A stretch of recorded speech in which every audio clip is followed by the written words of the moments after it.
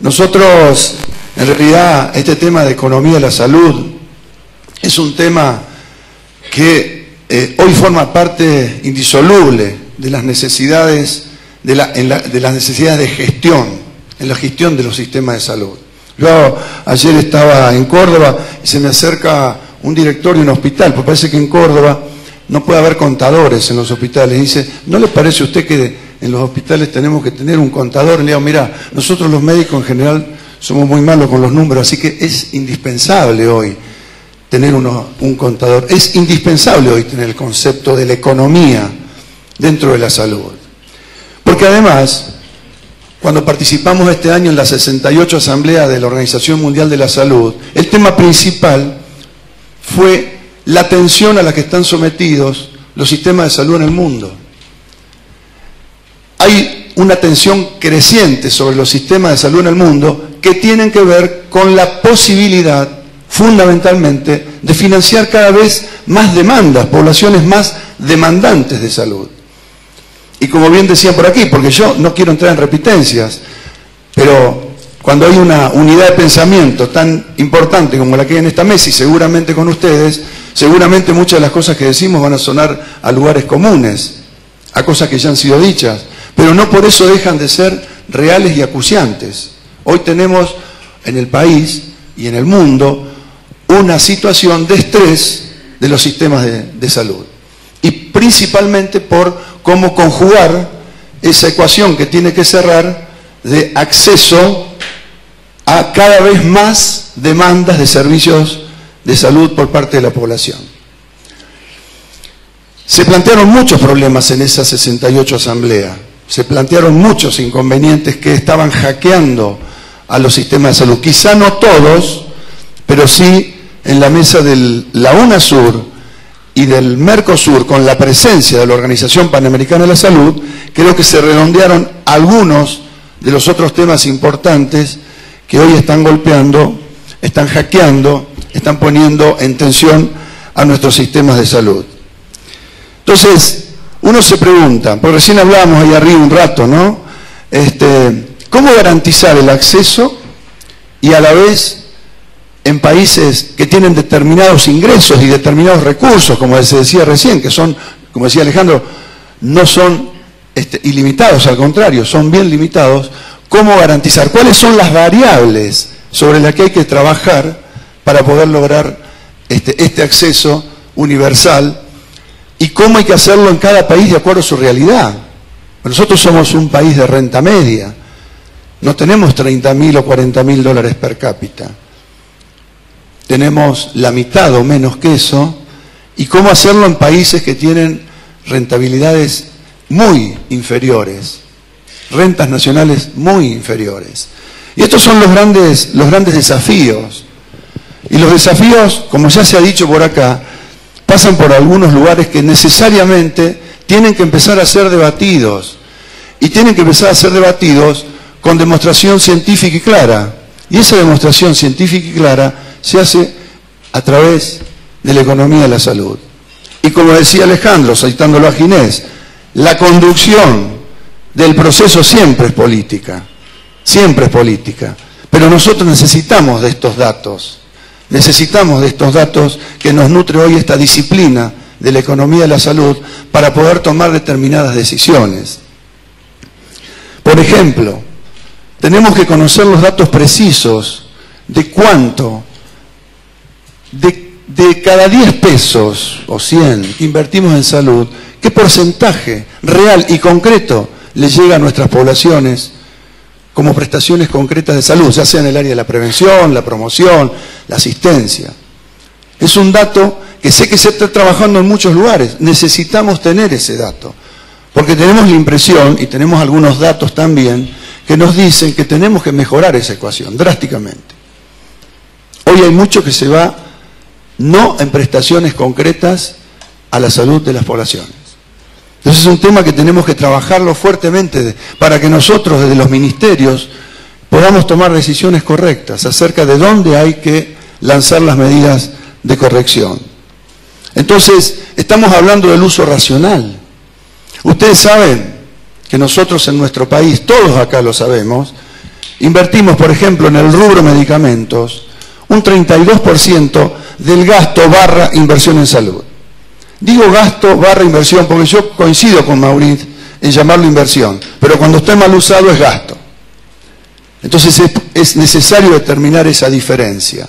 Entonces, cuando nosotros estamos usando un 32%, cuando el resto de los países del mundo y la Organización Mundial de la Salud nos dice que no debe ser mayor del 16%, tenemos ahí una pérdida que estamos hablando posiblemente de 60 o 70 mil millones de pesos anuales de los recursos de nuestro sistema. Ahora, esto tiene muchas aristas, y si lo sabremos los que estamos acá, es que tiene muchas aristas. Tiene muchas aristas. Además del impacto económico, generamos un daño para la salud. Nosotros estamos trabajando fuertemente el tema del uso racional de los antibióticos, en particular un tema dramático hoy a nivel mundial por la resistencia bacteriana. Bueno, hay dos países que lo están haciendo fuertemente y bien, Estados Unidos y nosotros. Tenemos que seguir por ese camino y sumar a más y más actores, porque la verdad es que si Estados Unidos y nosotros solamente hacemos las cosas moderadamente bien, y en caso de que podamos, la resistencia bacteriana no tiene fronteras, y entonces necesitamos que el conjunto del planeta avance en este sentido. Pero digo, además de un tema económico, es francamente un tema de salud. Después vamos a expresarnos un poquito más en temas que me pidió Alejandro, que son hoy la problemática que se suma dentro del rubro de los medicamentos, de los medicamentos llamados de alto costo. Pero yo también creo que hay que poner este tema en debate en cientos de foros como estos a lo largo y a lo ancho del país, porque tenemos que generar conciencia. Cuando prescribimos mal los médicos, hacemos un daño económico y hacemos un daño a la salud. Y sabemos todos que los médicos no prescribimos bien. A pesar de que Ginés sacó una ley de prescripción por medicamentos genéricos, miren. El fin de semana pasado, en el diario El Liberal de Santiago del Estero, decía un artículo de un representante de los farmacéuticos, institucional, título, faltante dramático de, porque todo es dramático en la prensa, en alguna prensa hoy, dramático de medicamentos en Santiago del Estero. Cuando uno lee la nota, dice que faltan 3 marcas, pero él mismo reconoce que hay 4, 5, 6 de otras marcas de la misma droga, de la misma monodroga. Pero dice que es una aberración que si el médico puso esa marca comercial, no se cumpla. Tenemos que trabajar todavía mucho este tema, y hay que trabajarlo mucho. Y uno dice, nosotros en la Ciudad de Buenos Aires, que es el único lugar donde tenemos jurisdicción, estamos saliendo, sépanlo los médicos, pongan bien la receta según dice la ley, estamos saliendo a detectar las recetas mal hechas. Posteriormente le vamos a mandar una carta a todos los médicos que por las dudas no conozcan la ley, que la lean. Posteriormente vamos a aplicar multas y posteriormente vamos a retirar matrículas.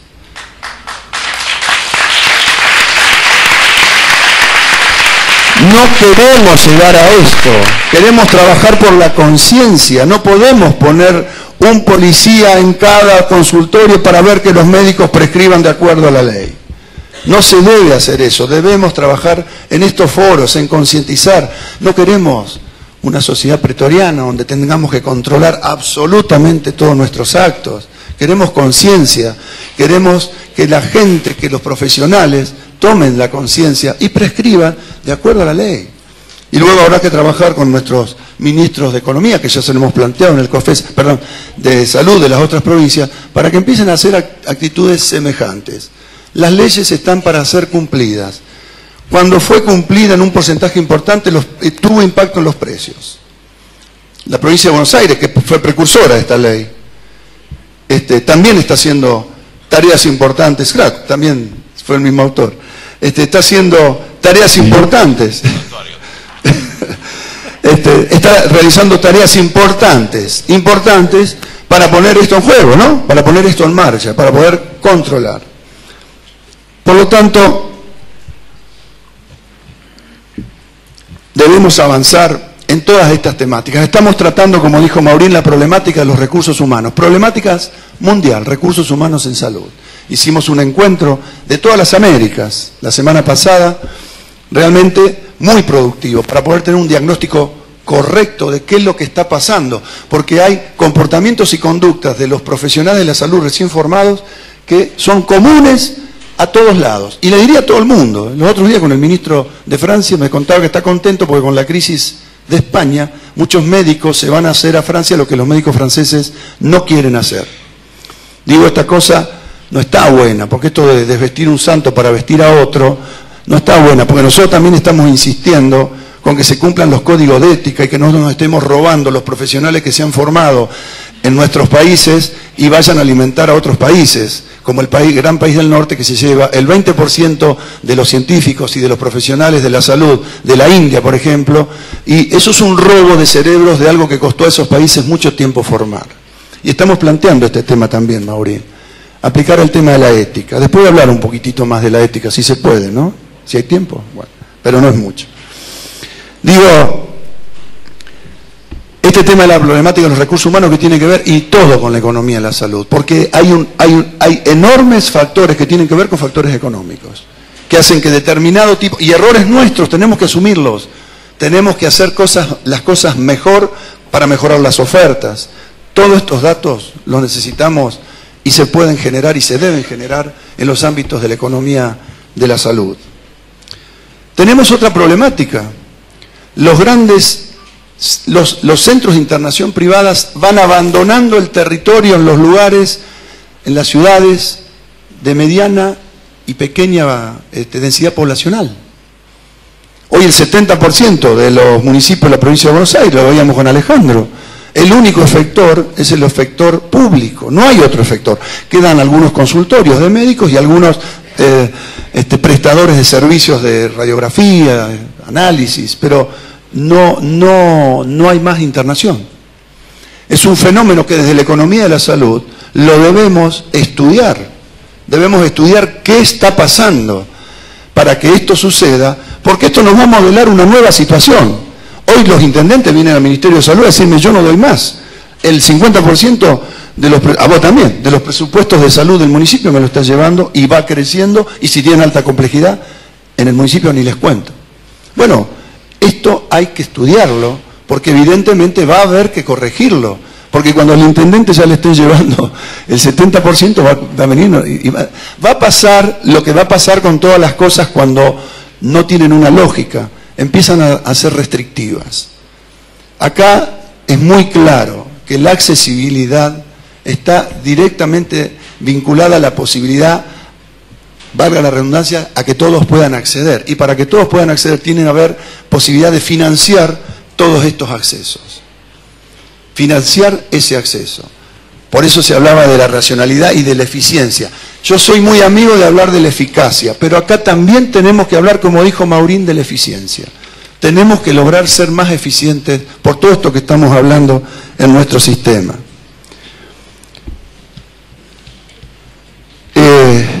Nos planteaba en la Organización Mundial de la Salud el otro gran problema, las enormes migraciones. Este tema hay que tomarlo con cuidado, con mucho cuidado. Nuestro país es receptor de enorme cantidad de hermanos latinoamericanos que vienen acá a recibir servicios de salud. Y los vamos a seguir haciendo, por lo menos mientras gobiernen aquellos que tienen una visión de la salud como derecho humano inalienable de todas las personas. Eso va a ser así en tanto y en cuanto esta visión siga prevaleciendo. Pero tenemos que esto tenerlo cuantificado. Yo les estoy pidiendo a todos los ministros de salud de las áreas fronterizas que cuantifiquen esto. No para poner ninguna restricción, sino también porque esto forma parte de una política de Estado. Y el día que vayamos a discutir el precio del gas o el precio de Yacyretá con los gobiernos hermanos, podemos también decir, Argentina está haciendo un gran aporte a este nivel, no para restringir a nadie, pero para valorizar el esfuerzo que hace nuestro país. Y eso es economía de la salud.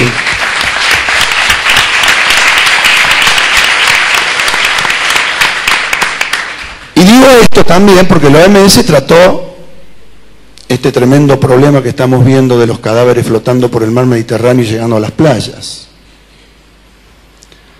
Pero no lo trató desde esa visión, Maurín, lo trató desde la visión de cómo tenemos que hacer para curar a los heridos, contener a los desplazados.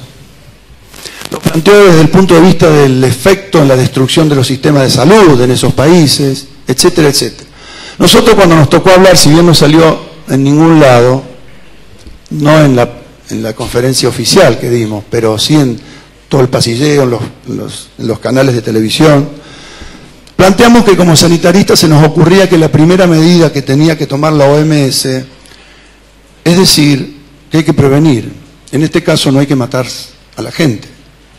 Que moralmente, aunque sonara utópico, la primera medida era de prevención, era dejar de hacer la guerra y dejar de venderle armas a los que hacen la guerra. No tuvimos mucha repercusión, la verdad, pero creemos que sencillamente es necesario que la Organización Mundial de la Salud nombró la palabra paz, recién Maurín, esté en la agenda de la Organización Mundial de la Salud, fuertemente. Y si hablamos de paz, tenemos que condenar a los que le venden armas para que maten gente. Digo, puede sonar utópico, pero muchas utopías, si hay mucha participación, se han logrado. Y es necesario tomar posición. No podemos naturalizar esto, no podemos naturalizar ir a correr detrás de semejante desgracia de la humanidad, de niños llegando muertos a la playa. No podemos naturalizar eso. Tenemos que decir que está mal. Si no tenemos efecto con decir que está mal, vamos por lo otro. Pero tenemos que sentar posición. Por supuesto que ni les que voy a hablar todo el tema de las enfermedades crónicas, ni mencionarlo, todo el impacto presente y futuro, el tema de las grandes nuevas epidemias, la accidentología, todo lo que eso está impactando sobre nuestro sistema de salud. También fue dicho ahí en la Organización Mundial de la Salud, está muy bien. También el tema, bueno, hoy hay algunos titulares de diario que se empecinan en poner que en la Argentina el problema principal de la nutrición es la desnutrición. Todos los que estamos acá sabemos que el problema es el sobrepeso, 5,78 y avanzando sobre cada 10, y avanzando. Yo no miro a nadie,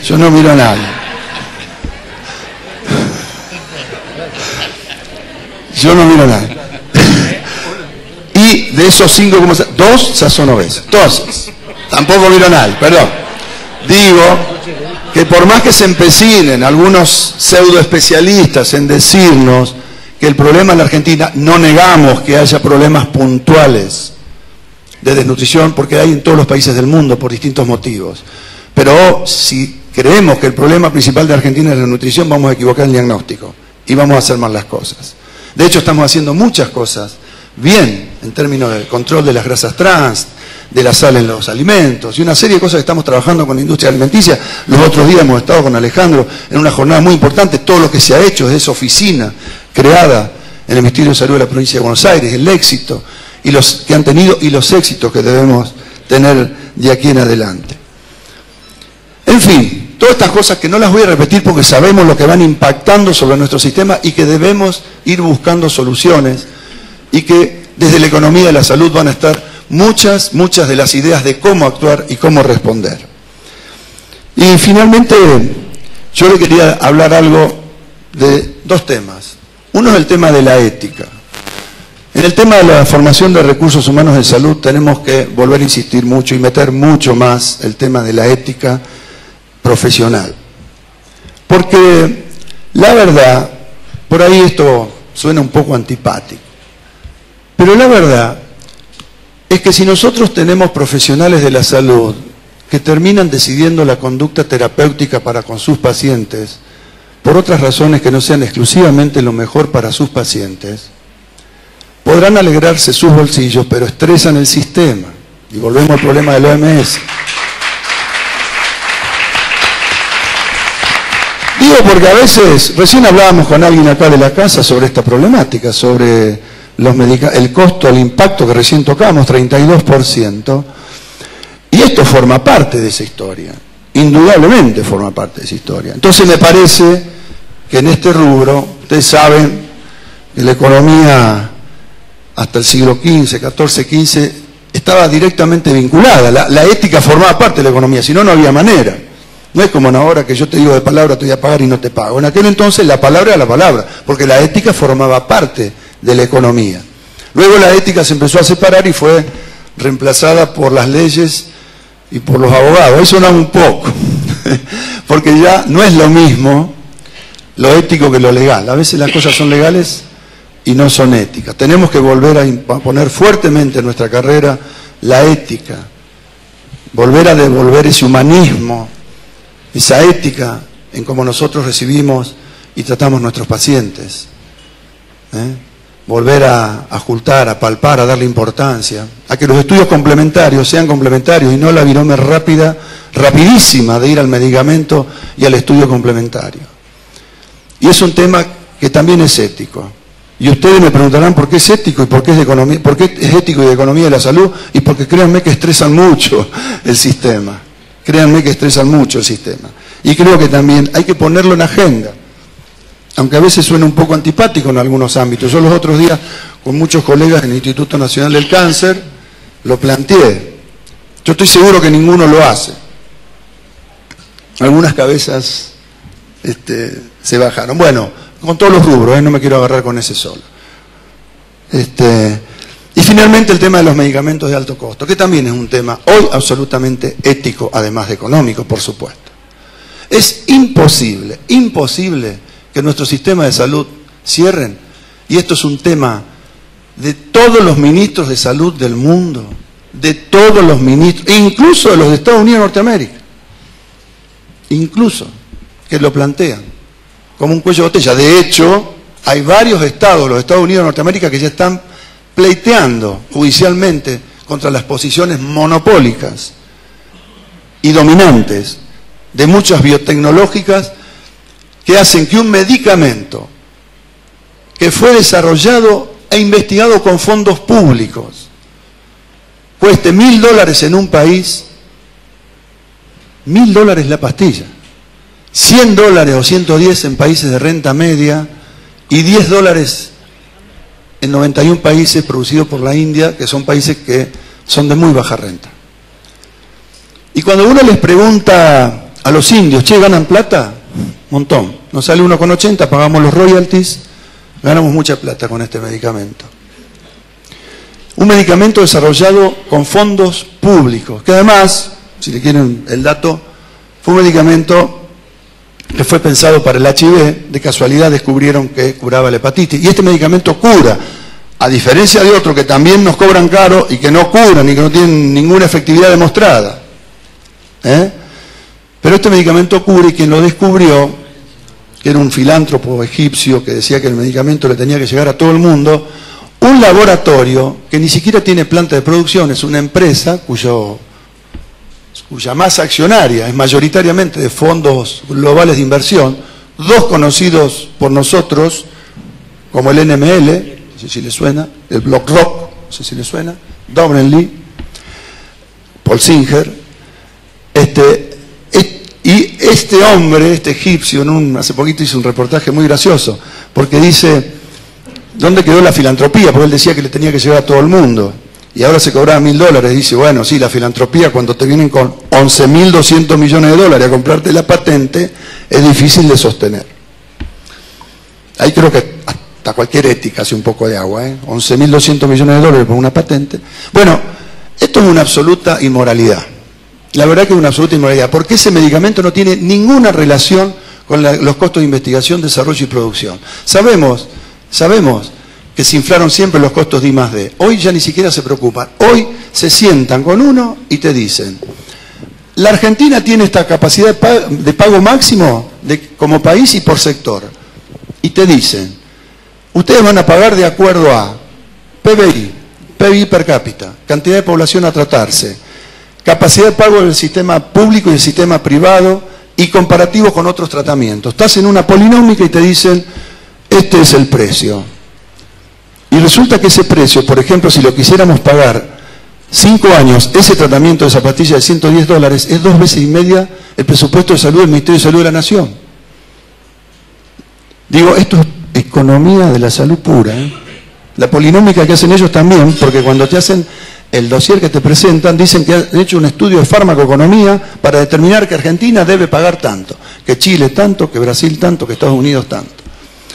Es una concepción de manejo del precio del medicamento que está íntimamente vinculada al concepto y a la lógica de la especulación financiera.